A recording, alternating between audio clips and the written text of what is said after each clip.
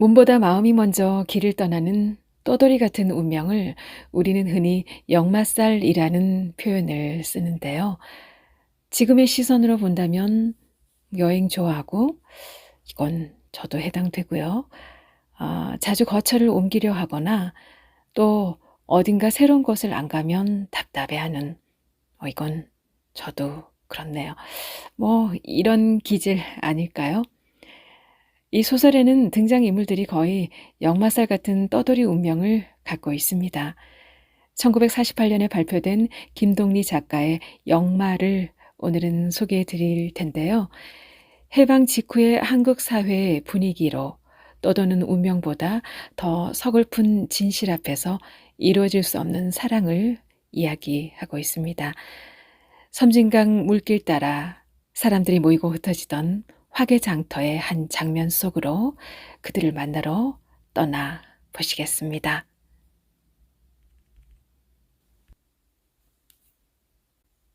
역마 김동리.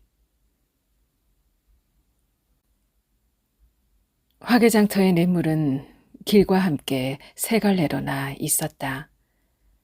한 줄기는 전라도 땅 구례 쪽에서 오고 한 줄기는 경상도 쪽 화개협에서 흘러내려 여기서 합쳐서 푸른 산과 검은 고목 그림자를 거꾸로 비춘 채 호수같이 조용히 돌아 경상 전라 양도의 경계를 그어주며 다시 남으로 흘러내리는 것이 섬진강 본류였다.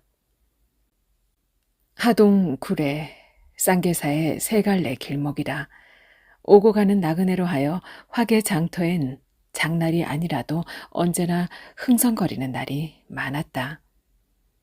지리산 들어가는 길이 고래로 허다하지만 쌍계사 세이암에 화개협 시오리를 끼고 앉은 화개장터 이름이 높았다. 경상, 전라, 양도 접경이 한두 군데일 리 없지만 또한 이 화개장터를 두고 일렀다. 장날이면 지리산 화전민들의 더덕, 도라지, 두릅, 고사리들이 화개골에서 내려오고 전라도 항아 장수들의 실, 바늘, 면경, 가위, 허리끈, 주머니끈, 족집게, 골백분들이 또한 구례길에서 넘어오고 하동길에서는 섬진강 하류의 해물 장수들의 김, 미역, 청각, 명태, 자반조기, 자반고등어들이 들어오곤 하여 산엽치고는 꽤 은성한 장이 서는 것이기도 했으나 그러나 화개장터의 이름은 장으로 하여서만 있는 것은 아니었다. 장이 서지 않은 날일지라도 인근 고을 사람들에게 그곳이 그렇게 언제나 그리운 것은 장터 위에서 화개골로 뻗쳐 앉은 주막마다 유달리 맑고 시원한 막걸리와 펄펄 살아뛰는 물고기 회를 먹을 수 있기 때문인지도 몰랐다. 주막 앞에 늘어선 능수버들 가지 사이사이로 사철 흘러나오는 그 한 많고 멋들어진 춘향가, 판소리, 육자배기들이 있기 때문인지도 몰랐다. 게다가 가끔 전라도 지방에서 꾸며 나오는 남사당, 여사당, 협률, 창극, 신파, 광대들이 마지막 연습 겸 첫 공연으로 여기서 을의 재주와 신명을 떨고서야 경상도로 넘어간다는 것과 한갓 관습과 전례가 이 화개장터의 이름을 더욱 높이고 그립게 하는 것인지도 몰랐다. 가운데도 옥한의 집은 술맛이 유달리 좋고 값이 싸고 안주인 즉 옥화의 인심이 후하다 하여 화개장터에서는 가장 이름이 들난 주막이었다. 얼마 전에 그 어머니가 죽고 총각 아들 하나와 단 두 식구만으로 안주인 옥화가 돌아올 길 망연한 남편을 기다리며 살아간다는 것이라요. 그들은 더욱 호의와 동정을 기울이는 것인지도 몰랐다. 혹 노자가 달린다거나 행장이 불비할 때 그들은 을의 옥한의 주막을 찾았다. 나 이번에 경상도서 돌아올 때 함께 회개하지라오. 그들은 예사로 이렇게들 말하곤 하였다. 늘어진 버들가지가 강물에 씻기고 저녁 노래 은어가 번뜩이고 하는 여름철 석양 무렵이었다. 나이 60도 훨씬 더 넘어 배는 늙은 채 장수 하나가 쳇바퀴와 바닷감들을 어깨에 걸머쥔 채 손에는 지팡이와 부채를 들고 옥환의 주막을 찾아왔다. 바로 그 뒤에는 나이 15살쯤 나 배는 몸매가 호리호리한 소녀 하나가 조그만 보따리를 옆에 끼고 서 있었다. 그들은 무척 피곤해 보였다. 저 큰애기까지 두 분입니까? 옥하는 노인보다 큰애기의 얼굴을 바라보며 이렇게 물었다. 노인은 조용히 고개를 끄덕였다. 그날 밤 저녁상을 물린 뒤 노인은 옥화에게 인사를 청했다. 살기는 구례에 사는데 이번엔 경상도 쪽으로 벌이를 떠나온 길이라 하였다. 본시 여수가 고향인데 젊어서 친구를 따라 한때 구례에 와서도 살다가 그 뒤 목포로 광주로 전전하였고 나중 진도로 건너가 거기서 17해 사는 동안 그만 머리털까지 세워져서는 그래 몇 해 전부터 도로 구례에 돌아와 사는 것이라 하였다. 그렇지만 저런 큰애기를 데리고 어떻게 다니느냐고 옥화가 묻는 말에 그러잖아도 이번에는 죽을 때까지 아무데도 떠나지 않으려고 했던 것인데 떠나지 않고는 두 식구가 가만히 앉아서 굴물판이라 할 수 없었던 것이라 하였다. 그럼 저 큰애기는 할아버지 딸입니까? 옥화는 남법불 그림자가 반쯤 빗긴 바람벽 구석에 붙어 앉아 가끔 그 환한 두 눈을 떠서 이쪽을 바라보곤 하는 소녀의 동그스름한 어깨를 바라보며 이렇게 물었다. 노인은 또 고개를 끄덕였다. 그리고 평생 객지로만 돌아다니고 나니 이제 고향 삼아 돌아온 고시래야 또한 객지라 그들 아비 딸이 어디다 힘을 입고 살아가야 할는지 아무데도 의탁할 곳이 없다고 그들의 외로운 신세를 한탄도 했다.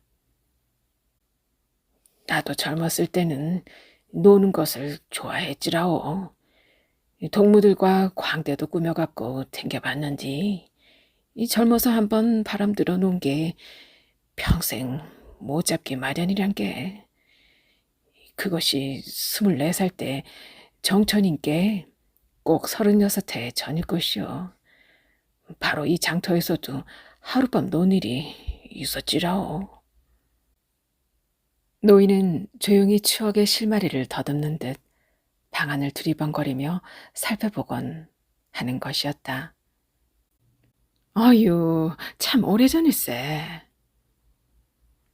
옥화는 잠옷 놀라운 신용이었다.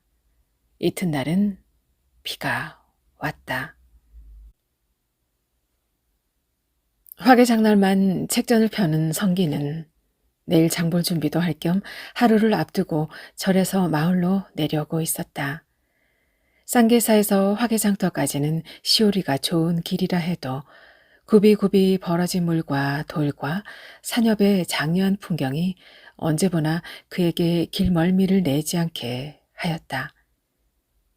처음엔 글을 배우러 간다고 할머니에게 손목을 끌리다시피 하여 간 곳이 절이었고 그 다음엔 손이 동무들의 사랑에 끌려 다니다시피쯤 하여 왔지만 이쯤 와서는 매일같이 드는 북소리, 목탁소리, 그리고 그 경을 치게 희맑은 은행나무, 염주나무 이런 것까지 모두 다 실증이 났다. 당초부터 어디로 헐헐 가보거나 싶던 것이 소망이었지만 그러나 어디로 간다는 건 말만 들어도 당장에 두 눈이 시뻘개져서 역정을 내는 어머니였다. 서방에 있나 일가 친척이 있나 너 하나만 믿고 사는 인연의 팔자에 너조차 밤낮 어디로 간다고만 하니 난 누굴 믿고 사냐? 어머니의 넋두리는 이제 귀에 못이 박일 정도였다. 이러한 어머니보다도 차라리 10살 때부터 절에 보내어 중지를 시켰으니 이제 역마살도 거진 다 풀려갈 것이라고 은근히 마음을 늦추시는 편이던 할머니는 그러나 갑자기 세상을 떠나버렸다. 당사주라면 다시는 더 사족을 못 쓰던 할머니는 성기가 3살 났을 때 보인 그의 사주에 시천역이 들었다 하여 한때는 얼마나 낙담을 했던 것인지 모른다. 하동 산다는 그 키가 나지막한 명두치마 저고를 입은 할머니가 혹시 갑자기 을축을 잘못 짚지나 않았나 하여 큰절 쌍계사를 가리킴에 있는 어느 노장에게도 가 물어보고 지리산 속에서 돌을 닦아 나온다던 어떤 키 큰 영감에게도 다시 배워봤지만 시천역엔 조금도 요동이 없었다. 천성 제 애비 팔자를 따라가려는 게지. 할머니가 어머니를 좀 비꼬아하는 말이었으나 거기 깊은 원망이 든 것도 아니었다. 그러나 이런 말엔 각별나게 신경을 쓰는 옥화는 부모 안 닮는 자식 없단다. 근본은 다 엄마 탓이지. 도리어 어머니에게 오금을 받고 들었다. 이년아, 애미한테 너무 오금 받지 마라. 남사당을 붙었음 너를 버리고 내가 그놈을 찾아갔냐. 너더러 찾아달라 성화를 댔냐. 그러나 36해 전에 꼭 하룻밤 놀다 갔다는 젊은 남사당의 진양조 가락에 반하여 옥화를 베게 된 할머니나 구름같이 떠돌아다니는 중과 인연을 맺어 성기를 가지게 된 옥화나 다같이 화개장터 주막에 태어났던 그녀들로서는 별로 누구를 원망할 턱도 없는 어미 딸이었다. 성기에게 역마살이 든 것은 어머니가 중서방을 정한 탓이요. 어머니가 중서방을 정한 것은 할머니가 남사당에게 반했던 때문이라면 성기의 역망운도 결국은 할머니가 장본이라. 이에 할머니는 성기에게 중지를 시켜서 살을 떼우려고도 서둘러 보았던 것이고 중질에서 못 갚은 살을 이번에는 옥화가 그에게 책장사라도 시켜서 풀어보려는 속셈인 것이었다. 성기로서도 불경보다는 암만 해도 이야기책에 끌리는 눈치요. 중질보다는 차라리 장사라도 해보고 싶다는 소청이기도 하여 그러나 옥화는 꼭 화개장만 보이기로 다짐까지 받은 뒤 그에게 책전을 내어주기로 했던 것이었다. 성기가 마루 앞 축대 위에 올라서는 것을 보자 옥화는 놀란 듯이 자리에서 일어나 앉으며 더운데 왜 인저서 내려오냐? 곁에 있던 수건과 부채를 집어 그에게 주었다. 지금까지 옥화에게 이야기책을 읽어 들려주고 있는 듯한 어떤 낯선 계집애는 책 읽던 것을 멈추고 얼굴을 들어 성기를 바라보았다. 갸름한 얼굴에 흰자위 검은 자위가 꽃같이 선연한 두 눈이었다. 순간 성기는 가슴이 찌르르 하며 갑자기 생기 띄어진 눈으로 집 앞에 늘어선 버들가지를 바라보았다. 얼마 뒤 계집애는 안으로 들어가고 옥화는 성기의 점심상을 차려들고 나와서 최장수 딸이다 하였다. 어머니도 즐거운 얼굴이었다. 최장수라니? 성기는 밥상을 받은 채 그러나 얼른 숟가락을 들지도 않고 그의 어머니의 얼굴을 쳐다보았다. 굴에 산다더라. 이번에 어쩌면 하동으로 해서 진주 쪽으로 나가볼 참이라는데 어제 저녁에 화개골로 들어갔다. 그리고 저 딸아이는 그 최장수의 무남 동료인데 영감이 화개골 쪽으로 들어갔다 나와서 화동 쪽으로 나갈 때 데리고 가겠다고 하도 간청을 하기에 그동안 좀 맡아 있어 주기로 했다면서 옥화는 성기의 눈치를 살피듯 그의 얼굴을 물끄러미 바라보았다. 화개골에서는 며칠이나 있겠다던고. 들어가 보고 재미나면 지리산 쪽으로 깊이 들어가 볼 눈치더라. 그러고 나서 옥화는 또 그래도 그런 사람 딸같이는 안 배지 하였다. 개연이란 이름이었다. 성기는 잠자코 밥숟가락을 들었다. 그러나 밥은 반도 먹지 않고 상을 물려버렸다. 이튿날 성기가 책전에 있으려니까 그 최장수의 딸이 그의 점심을 이고 왔다. 집에서 장터까지래야 소리 지르면 들릴 만한 거리였지만 그래도 전날 느리고 다니던 상돌엄마가 있을 터인데 이렇게 벌써 처녀티가 나는 남의 큰애기더러 이런 사원을 시켜 미안하단 생각이 들었다. 그러나 정작 그녀 쪽에서는 그러한 빚도 없이 그 꽃송이같이 환한 두 눈에 웃음까지 담은 채 그의 앞에 밥 함지를 공선스레 놓고는 떡과 엿과 참외들을 팔고 있는 음식 전 쪽으로 곧장 눈을 팔고 있었다. 상도로만 어디 갔는디? 성기는 개연의 그 아리따운 두 눈에서 흥건한 즐거움을 가슴으로 깨달으며 그러나 고개를 엉뚱한 방향으로 돌린 채 차라리 거친 음성으로 이렇게 물었다. 손님이 마루에 가득 찼는디 상돌 엄마가 혼자서 바삐 서두니께 어머니가 지더러 갖고 가라 했어요. 그동안 거의 입을 열어 말하는 일이 없었던 개연은 성기가 묻는 말에 의외로 생경한 전라도 쪽 토음으로 이렇게 말했다. 그 가냘프고 갸름한 어깨와 목하며 어디서 그렇게 힘차고 괄괄한 음성이 울려 나오는 것인지 알 수가 없었다. 한 줌이나 될 듯한 가느다란 허리와 호리호리한 몸매에 비하여 발달된 팔다리와 토실토실한 두 손등과 조그맣게 도톰한 입술을 가진 탓인지도 몰랐다. 개연아, 오빠 새숨을 놔드려라.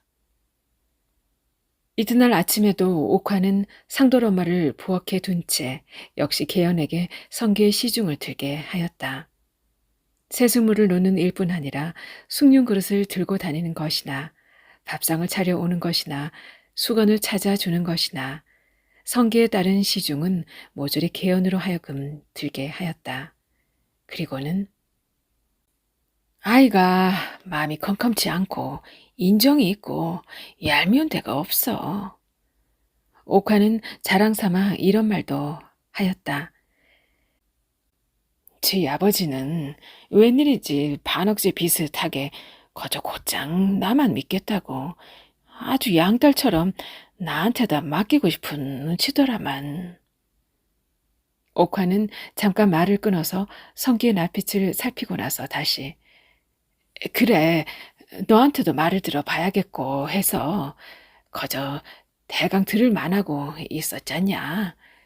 언제 한번 데리고 가서 칩을 구경이나 시켜줘라. 하는 것이 흡사 성기의 동의를 구하는 모양 같기도 하였다. 그리고 나서 옥화는 개연의 말을 옮겨 굴에 있는 저의 집이래야 굴의 읍에서 외떨어 떨어진 무슨 산기슭 밑에 이웃도 없이 있는 오막살인가 보더라고도 하였다. 그럼 살림은 어쩌고 나왔을까? 살림이래야 그까진 거 뭐 방문에 자물쇠 채워두었으면 그만하냐. 하지만 그보다도 나그네 길에 데리고 나선 기현이가 걱정이지. 이러한 옥화의 말투로 보아서는 최장수 영감이 화개골에서 나오는 대로 개연을 아주 양딸로 정해둘 생각인 듯이도 보였다. 다만 성기가 꺼릴까 보아 이것만을 저어하는 눈치 같았다. 지금까지 몇 번이나 옥화는 성기더러 장가를 들라고 권했으나 그는 응치 않았고 집에 술 파는 색시를 몇 차례나 두어더 보았지만 색시 쪽에서 성기에게 간혹 말썽을 낸 적은 있어도 성기가 색시에게 그러한 마음을 두는 일은 한 번도 있은 적이 없어 이러한 일들로 해서 이번에도 옥화는 그녀로 하여금 성기의 미움이나 받지 않게 할 양으로 그녀의 좋은 점만 이야기하는 듯한 눈치 같기도 하였다. 아랫집 실과 가게에서 성기가 집신 한 켤레를 사들고 오려니까 옥화는 비죽이 웃는 얼굴로 막걸리 한 사발을 그에게 떠주며 오늘 날씨가 너무 덥잖냐? 고 하였다. 술 걸을 때 누구에게나 맛보기 떠주기를 잘하는 옥화였다. 개연이는 방에서 옷을 갈아입고 있었다. 개연아, 너도 빨리 나와. 목마를 텐데 미리 좀 마시고 가거라. 옥화는 방을 향해서도 이렇게 소리를 질렀다.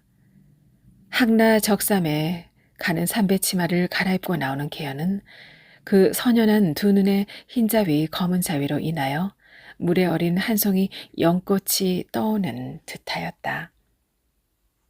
꼭 승무에 전에 내가 입었던 거다. 옥화는 유감한 듯이 개연의 옷맵시를 살펴주며 말했다.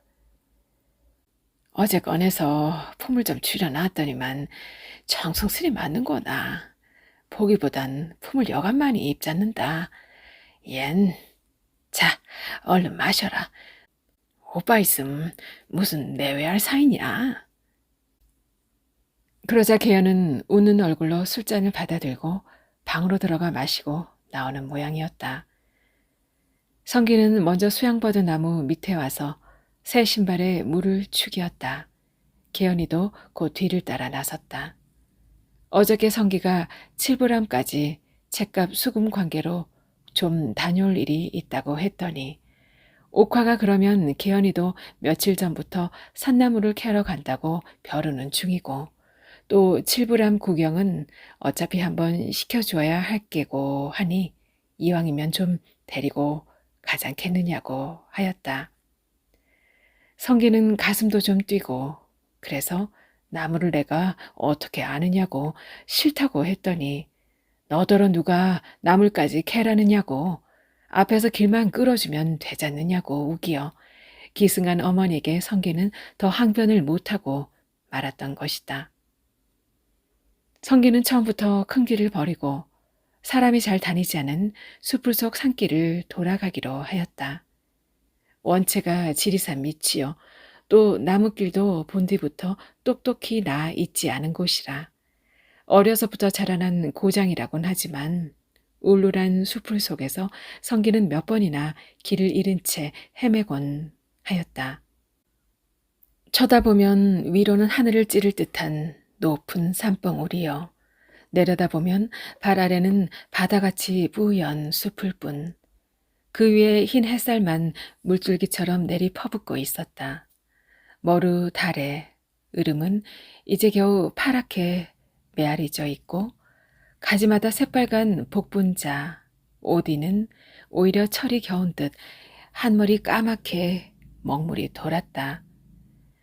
성기는 제 손으로 다듬은 퍼런 아가위 나무 가지로 앞에서 칡덩굴을 헤쳐가며 가고 있는데 개연은 뒤에서 두릅을 꺾는다, 딸기를 딴다 하며 자꾸 혼자 처지곤 하였다. 빨리 오잖고 뭘 하나? 성기가 걸음을 멈추고 서서 나무라면 개연은 딸기를 따다 말고 두릅을 꺾다 말고 그 조그맣고 도톰한 입술을 꼭 다물고는 뛰어노는 것인데 한참만 가다 보면 또 뒤에 떨어지곤 하였다. 아이고머니 어쩔 거나. 갑자기 뒤에서 개연이가 소리를 질렀다. 돌아다 보니 떡갈나무 위에서 가지에 치맛자락이 걸려 있다. 하필 떡갈나무에는 못하러 올라갔을까고 곁에가 쳐다보니 개연의 손이 닿을 만한 위치에 그 아래쪽 딸기나무 가지가 넘어와 있었다. 딸기나무에는 가시가 있고 또 비탈에 서 있어 올라갈 수가 없으니까 그 딸기나무와 가지가 서로 얽힌 떡갈나무 쪽으로 올라간 모양이었다. 몸을 구부려 손으로 치맛자락을 벗기려면 간신히 잡고 서 있는 윗가지에서 손을 놓아야 하겠고 손을 놓았다가는 당장 나무에서 떨어질 형편이다. 나무 아래서 쳐다보니 활짝 걷어 올려진 배치마 속에 정강마루까지를 채 가리지 못한 짤막한 배고이가 환한 햇살을 받아 그 안에 뽀얀 것을 그대로 보여주고 있었다. 성기는 짚고 있던 생나무 지팡이로 치맛자락을 벗겨주려 하였으나 지팡이가 짧아서 그렇겠지만 제 자신도 모르게 지팡이 끝은 개연의 그 발그스레하고 매초롬한 종아리만을 자꾸 건드리고 있었다. 아, 싫어. 낭에선 떨어진단께. 개연은 소리를 질렀다. 게다가 마침 다람쥐란 놈까지 한 마리 달의 넌출 위로 타고 와서 지금 막 개연이가 잡고 서 있는 떡갈나무 가지 위로 건너뛰려 하고 있다. 아, 곧 떨어진단께. 그 막대로 저 다램이나 때려줬으면 쓰겄는디. 개연은 배 아래를 거진 햇살에 훤히 드러낸 채 있으면서도 달의 넌추리 위에서 이쪽을 건너다 보고 그 요망스런 턱주가리를 쫑긋거리고 있는 그 다람쥐가 더 안타까운 모양으로 또 이렇게 소리를 질렀다. 요놈의 다래미가! 성기는 같은 나무 밑둥치에까지 올라가서야 겨우 개연의 치맛자락을 벗겨주고 그러고는 막대로 다시 조금 전에 다람쥐가 앉아있던 달의 넌출도 한 번 툭 쳤다. 이 소리에 놀랐는지 산비둘기 몇 마리가 푸드덕하고 아래쪽 머루 넌출 위로 날아갔다. 새물이 있어야 쓰겄는디. 개연은 치맛자락을 걷어올려 이마에 땀을 씻으며 이렇게 말했다.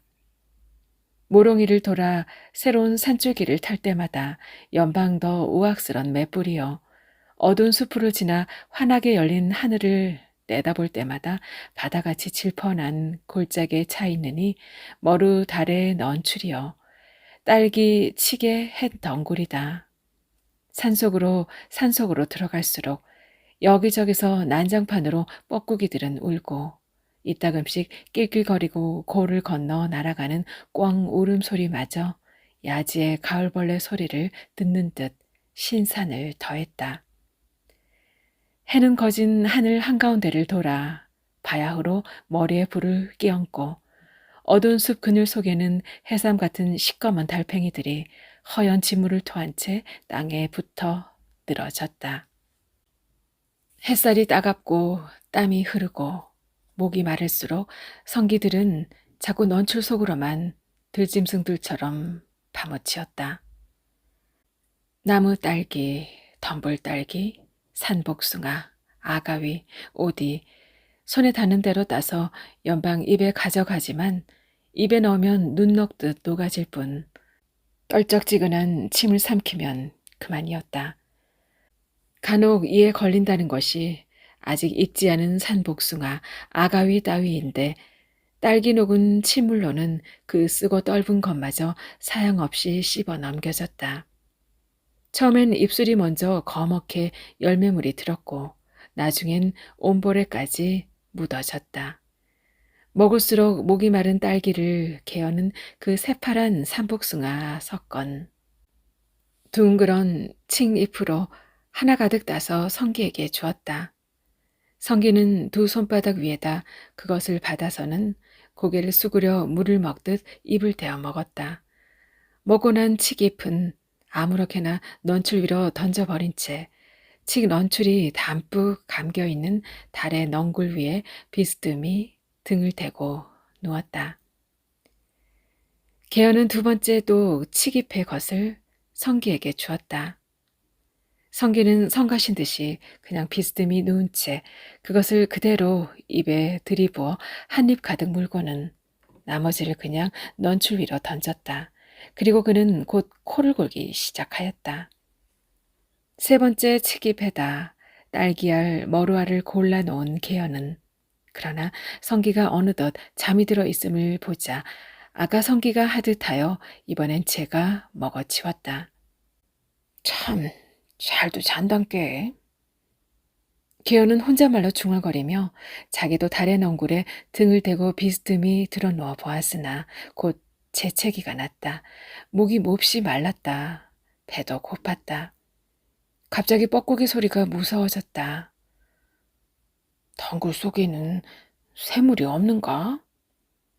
개연은 덩굴을 헤치고 한참 들어가다 문득 모가나무 가지에 이리저리 얽히고 주렁주렁 열린 으름 덩굴을 발견하였다. 이것이 이거 있음 쓰겄는디. 개연은 이렇게 중얼거리며 아직도 파란 오이를 만지듯 단단하고 우들우들한 으름을 제일 큰 놈으로만 3개를 골라 따 쥐었다. 그리하여 한나절 동안 무슨 열매든지 손에 닿는 대로 마구 따 입에 넣곤 하던 버릇으로 부지중 입에 가져가 한번 덥석 물어 떼었더니 이내 비릿하고 떡직스레한 풀 같은 것이 입에 하나 가득 끼었다. 아, 풋내나. 개연은 입안의 것을 뱉고 나서 성기 곁으로 갔다. 해는 벌써 점심때도 겨운 듯 갈증과 함께 시장기도 들었다. 일어나, 샘물 찾아 가장께. 개연은 성기의 어깨를 흔들었다. 성기는 눈을 떴다. 개연은 당황하여 쥐고 있던 새파란 으름 2개를 성기의 코끝에 내어 밀었다. 성기는 몸을 일으켜 개연의 그 동구스름한 어깨와 목덜미를 껴안았다. 그리고는 입술이 포개졌다. 그녀의 조그맣고 도톰한 입술에서는 한나절 먹은 딸기, 오디, 산복숭아, 으름들의 달짝지근한 풋내와 함께 황토 흙을 찌는 듯한 향긋하고 고소한 고기 냄새가 느껴졌다. 까깍 하고 난데없는 까마귀 한 마리가 그들의 머리 위로 울며 날아갔다. 칠불은 아직 멀지라. 개연은 달의 넝굴에 걸어두었던 점심을 벗겨 들었다.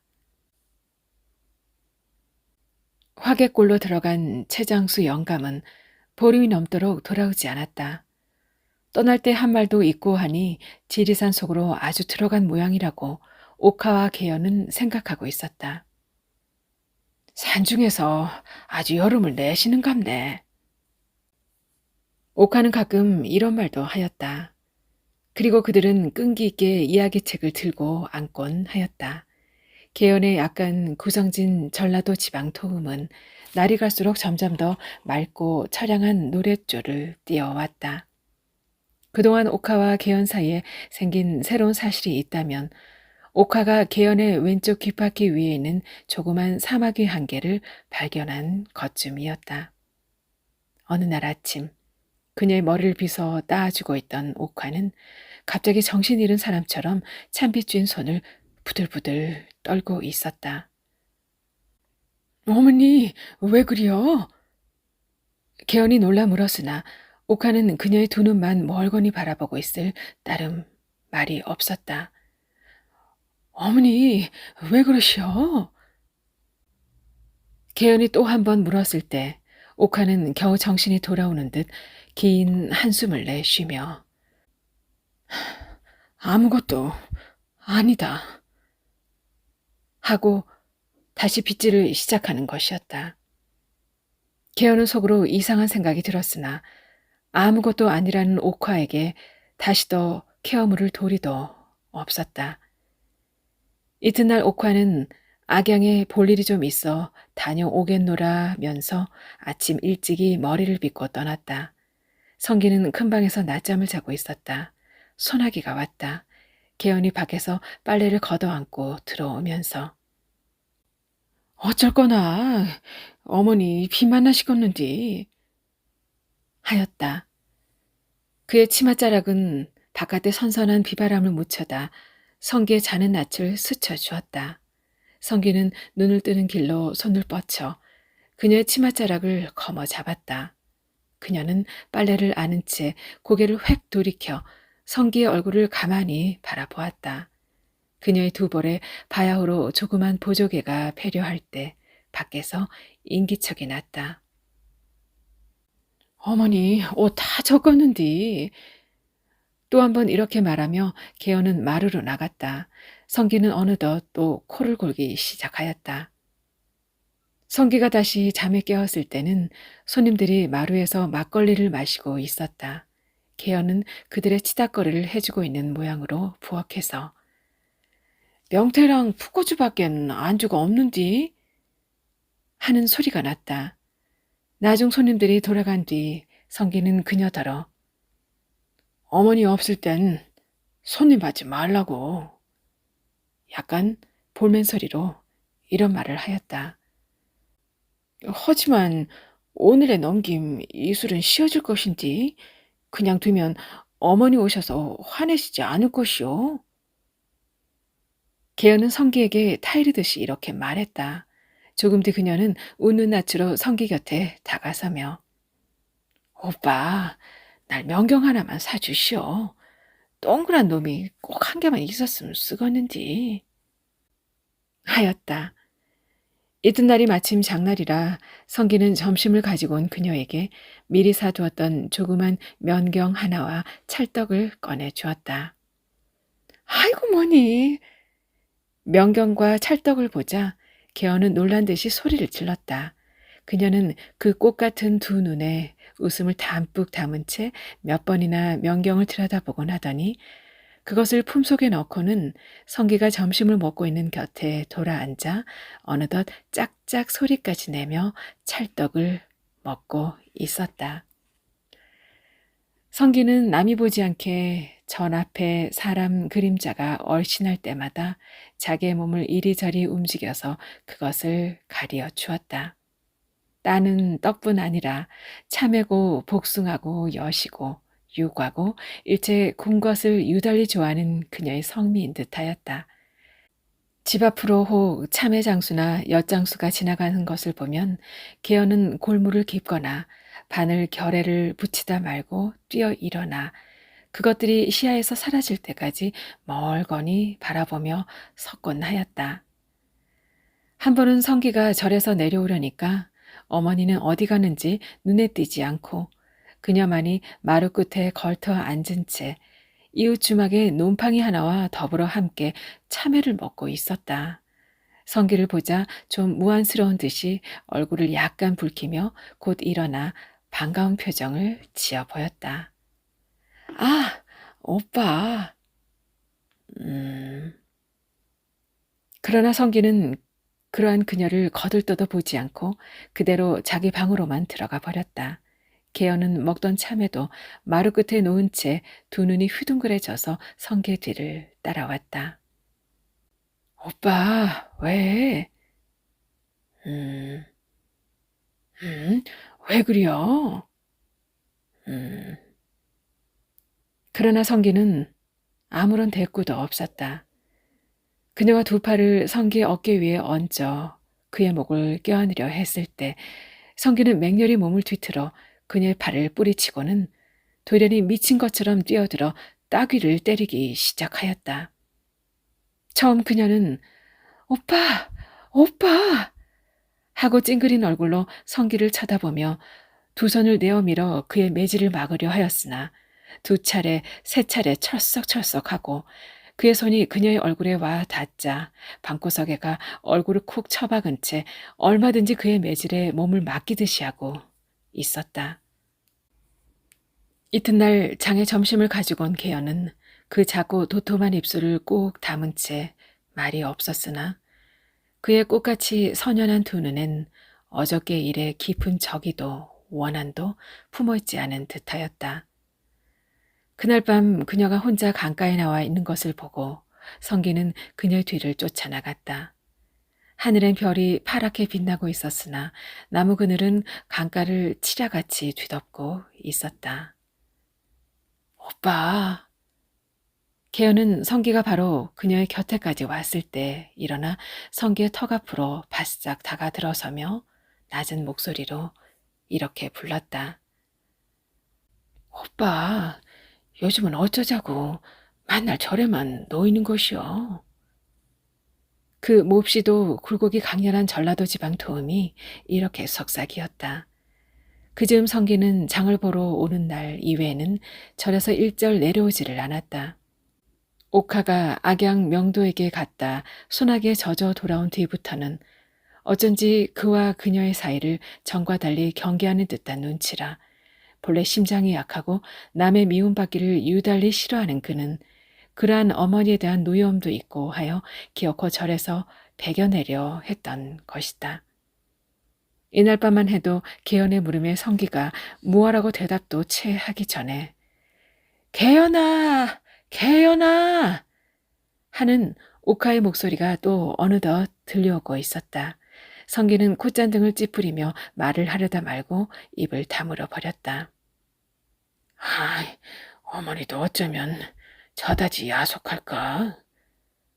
성기는 갑자기 목이 뿌듯해졌다. 반딧불이 지나갔다. 개연은 도리에 걸터앉아 손으로 엿기풀을 움켜잡으며 혼잣말같이 또 무어라 속삭이는 것이었으나 뇌물 소리에 가리어 잘 들리지 않았다.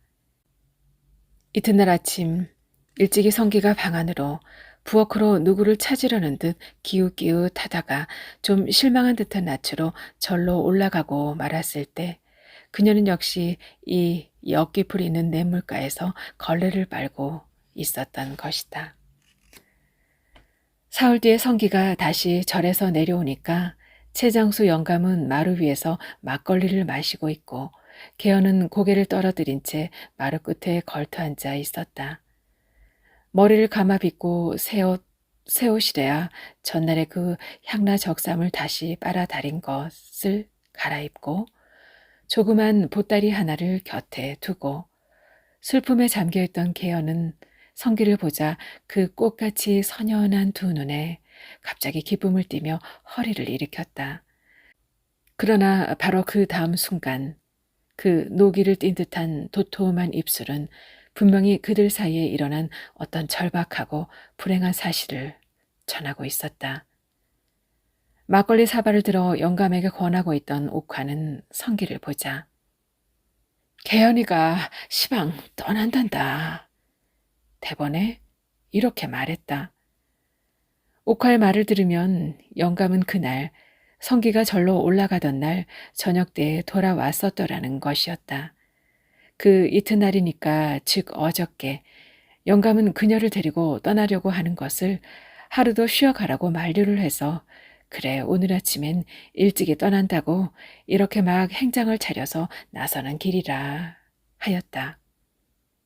그러나 이것은 실상 모두 나중 다시 들어서 알게 된 것이었고 처음은 그는 쇠뭉치로 돌연히 머리를 얻어맞은 것 같이 골치가 띵하며 전신의 피가 어느 한 곳으로 쫙 모이는 듯한 양쪽 귀가 머리 위로 쫑긋이 당기어 올라가는 듯한 혀가 목구멍 속으로 말려 들어가는 듯한 눈 언저리에 퍼런 불이 번쩍번쩍 일어나는 듯한 어지러움과 노여움과 조마로움이 한데 뭉치어 발끝에서 머리 끝까지에 그의 전신을 어디로 휩쓸어 가는 듯만 하였다. 그는 지금껏 이렇게까지 그녀에게 마음이 가 있어 떨어질 수 없게 되었으리라고는 너무도 뜻밖이었다. 그것이 이제 영원히 헤어지려는 이 순간에 와서야 갑자기 심지에 불을 켜듯 확 타오를 마련이던가 하는 것이 자꾸만 꿈과 같았다. 자칫하면 체면도 염치도 다 놓고 엉엉 울음이 터질 것만 같이 목이 징징 오는 것을 그러는 중에서도 이 얼굴을 어머니에게 보여서는 아니 된다는 의식에서 떨리는 입술을 깨물며 마루 끝에 궁둥이를 찢듯 털썩 앉아버렸다. 아들이 참 잘생겼어. 영감은 분명히 성기를 두고 하는 말인 모양이었다. 그러나 성기는 그쪽으로 고개도 돌려보지 않은 채 그들에게 무슨 적이나 품은 듯이 앉아 있었다. 옥화는 그동안 또 성기에게 역시 그 최장수 영감의 이야기를 전해 들려주고 있는 모양이었다. 지리산 속에서 우연히 옛날 고향 친구의 아들이 된다는 낯선 젊은이 하나를 만났다. 그는 영감의 고향인 여수에서 큰 공장을 경영하는 실업가로 지리산 유람을 들어왔다가 이야기 끝에 우연히 서로 알게 되었다. 그는 영감에게 함께 고향으로 돌아가 살자고 한다. 영감은 문득 고향 생각도 날 겸 그 청년의 도움으로 어떻게 형편이 좀 펴일 것 같이도 생각되어 그를 따라 여수로 돌아가기로 결정을 하고 나오는 길이라. 옥화가 무엇라고 한참 하는 이야기는 대개 이러한 의미인 듯하였으나 조말없고 어지럽고 노여움으로 이미 두 귀가 멍멍하여진 그에게는 다만 벌떼처럼 무엇이 왕왕 거릴 뿐 아무것도 분명히 들리지 않았다. 막걸리 맛이 어찌나 좋은지 이 배가 부르단께. 그동안 마지막 술잔을 들이켜고 난 영감은 부채와 지팡이를 집어들며 이렇게 말했다. 여수 쪽으로 가시게 되면 영영 못 보게 되겠구만요. 옥화도 영감을 따라 일어서며 이렇게 말했다. 사람 일을 누가 알간지 2년 있으면 또 볼 터이지. 영감은 커다란 미투리에 발을 깨며 말했다. 아가, 잘 가거라. 옥화는 개연의 조그만 보따리에다 돈이 든 꽃주머니 하나를 정표로 넣어주며 하직을 하였다. 개연은 애걸하듯 호소하듯 한 붉은 두 눈으로 한참 동안 옥화의 얼굴을 쳐다보고만 있었다. 또 오너라. 옥화는 개연의 머리를 쓸어주며 다만 이렇게 말하였고 그러자 개연은 옥화의 가슴에다 얼굴을 묻으며 엉엉 소리를 내어 울기 시작하였다. 옥화가 그녀의 그 물결같이 흔들리는 둥그스름한 어깨를 쓸어주며 그만 울어. 아버지가 저기 기다리고 계신다. 하는 음성도 이젠 아주 풀이 죽어 있었다. 그럼 편히 계시오. 영감은 옥화에게 하직을 하였다. 할아버지, 거기가 보시고 살기 여의찮거든. 여기 와서 우리하고 같이 삽시다. 옥화는 또 한 번 이렇게 당부하는 것이었다. 오빠, 편히 사시오. 개연은 이미 시뻘겋게 된 두 눈으로 성기의 마지막 시선을 찾으며 하직 인사를 했다. 성기는 개연의 이 말에 꿈을 깬 듯 마루에서 벌떡 일어나 개연의 앞으로 당황히 몇 걸음 어뜩어뜩 걸어오다간 돌연히 다시 정신이 나는 듯 그 자리에 화석처럼 발이 굳어버린 채 한참 동안 장승같이 개연의 얼굴만 멍하게 바라보고 있었다. 오빠, 편히 사시오. 이렇게 두 번째 하직을 하는 순간까지도 개연의 그 시뻘건 두 눈은 역시 성기의 얼굴에서 그 어떤 기적과도 같은 구원만을 기다리는 것이었고 그러나 성기는 그 자리에 주저앉아 버릴 뻔하던 것을 겨우 버드나무 가지를 움켜잡을 수 있었을 뿐이었다. 개연의 시뻘겋게 상기된 얼굴은 옥화와 그녀의 아버지가 그녀들을 지켜보고 있다는 것도 잊은 듯이 성기의 얼굴만 뚫어지게 바라보고 있었으나 버드나무에 몸을 기댄 성기의 두 눈엔 다만 불꽃이 활활 타오를 뿐 아무런 새로운 명령도 기적도 나타나지 않았다. 오빠, 편히 사시오. 하고 거의 울음이 다 된 마지막 목소리를 남기고 돌아선 개연의 저만치 가고 있는 항라 적삼을 고운 햇빛과 늘어진 버들 가지와 산울림처럼 울려오는 뻐꾸기 울음 속에 성기는 우두커니 지켜보고 있을 뿐이었다. 성기가 다시 자리에서 일어나게 된 것은 이듬해 우수 경칩도 다 지나 청명 무렵에 비가 질금거릴 즈음이었다. 주막 앞에 늘어선 버들가지는 다시 실같이 푸르러지고 찰구, 복숭아, 진달래들이 골목 사이로 산기슭으로 울긋불긋 피고 지고 하는 날이었다. 아들의 미움상을 차려들고 들어온 옥화는 성기가 미움 그릇을 비우는 것을 보자 이렇게 물었다. 아직도 너 강원도 쪽으로 가보고 싶냐? 음. 성기는 조용히 고개를 돌렸다. 여기서 장가들어 나랑 같이 살겠냐? 음. 성기는 역시 고개를 돌렸다. 그해 아직 봄이 오기 전 보는 사람마다 성기의 회춘을 거의 다 단념하곤 하였을 때 옥하는 이왕 죽고 말 것이라면 어미의 마음속이나 알고 가라고 그래. 그 최장수 영감은 36해 전 남사당을 꾸며와 이 화개장터에 하룻밤을 놀고 갔다는 자기 아버지임에 틀림이 없었다는 것과 개연은 그 왼쪽 귓바퀴 위에 사마귀를 보아 자기의 동생임이 분명하더라는 것을 통정하노라면서 자기의 왼쪽 귓바퀴 위에 같은 검정 사마귀까지를 그에게 보여주었다. 나도 처음부터 영감이 36해 전이라고 했을 때 가슴이 섬찟하긴 했다. 그렇지만 설마 했지. 그렇게 남의 간을 뒤집어 놓을 줄이야 알았나. 하도 아슬해서 이튿날 악양으로 가 명도까지 불러봤더니 요것도 남의 속을 많이 들여다보는 듯이 재줄대는구나. 차라리 망신을 했지. 옥화는 잠깐 말을 그쳤다. 성기는 두 눈에 불을 켜듯한 형형한 광채를 띠고 그 어머니의 얼굴을 쳐다보고 있었다. 차라리 몰랐으면 또 모르지만 한번 알고 나서야 인륜이 있는데 어쩌겠냐. 그리고 부디 애미 야속 타거나 생각지 말라고 옥화는 아들의 뼈만 남은 손을 눈물로 씻었다.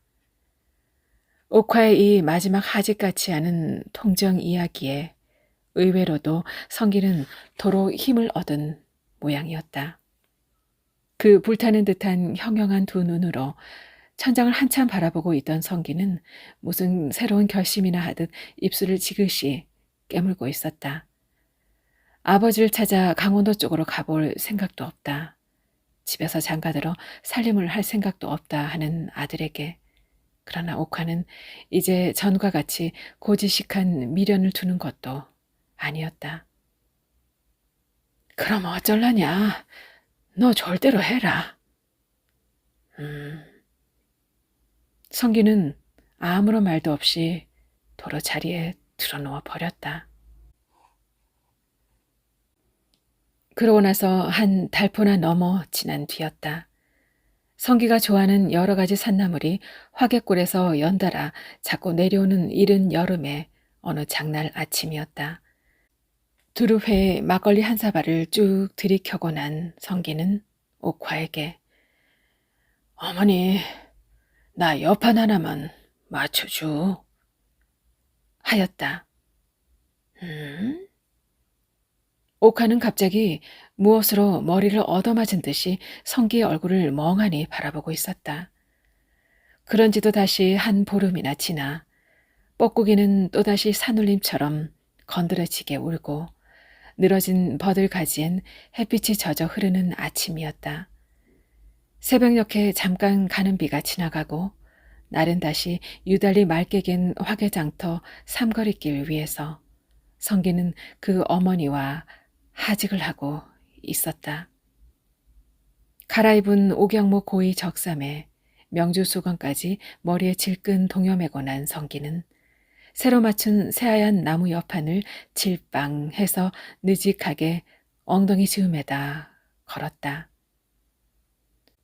윗목판에는 새하얀 가랑엿이 반 넘어 들어 있었고 아랫목판에는 팔다 남은 이야기책 몇 권과 간단한 박물이 좀 들어 있었다. 그의 발 앞에는 물과 함께 갈리어 길도 세 갈래로 나 있었으나 화개골 쪽엔 처음부터 등을 지고 있었고 동남으로 난 길은 하동, 서남으로 난 길이 구례.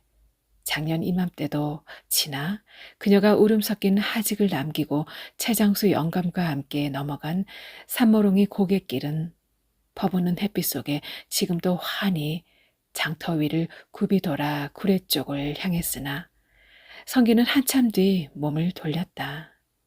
그리하여 그의 발은 구례 쪽을 등지고 하동 쪽을 향해 천천히 옮겨졌다. 한 걸음 한 걸음 발을 옮겨 놓을수록 그의 마음은 한결 가벼워져 멀리 버드나무 사이에서 그의 뒷모양을 바라보고 서 있을 어머니의 주막이 그의 시야에서 완전히 사라져갈 무렵 하여서는 육자배기 가락으로 제법 콧노래까지 흥얼거리며 가고 있는 것이었다. 우리들 삶에도 문득 떠나고 싶은 순간이 찾아오고 길은 끝내 한 곳에 머물지 못합니다. 사랑이었지만 끝내 닿을 수 없었던 인연, 그리고 알지 못한 채 서로를 향해 걸어갔던 두 사람. 그래도 비극으로 끝나진 않았네요. 성기는 어머니 오카에게 여판을 만들어 달라고 하고는 개연이 향했던 구례길이 아닌 하동길을 향해 홀가분하고 가벼운 발걸음으로 유랑의 길을 떠나는 모습이 오히려 희망적인 모습으로 기대를 하게 만드네요. 네, 저는 다음 시간에 또 다른 이야기로 찾아뵐게요. 기다려주세요. 지금까지 아름다운 소리책방이었습니다.